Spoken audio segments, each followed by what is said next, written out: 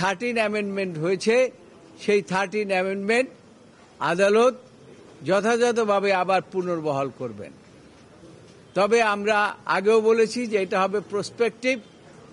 আজকেও রুহুল কুদ্দুস কাজল আর্গুমেন্ট শেষ করার অবস্থায় এই কথাটি বলেছেন এবং আদালত সবকিছু শুনে এখানে আরেকটি বিষয়ের উপরে আমরা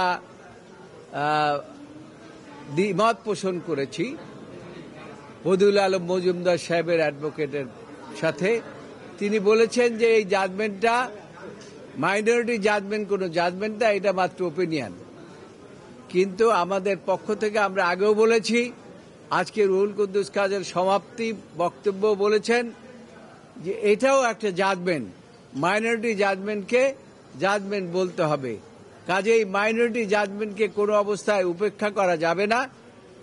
সেজন্য যে 3টি গ্রাউন্ডের উপরে লিভ দিয়েছিলেন, সেই 3টি গ্রাউন্ডই আমরা আইনগতভাবে আমরা সাবস্টান্সিয়েট করেছি।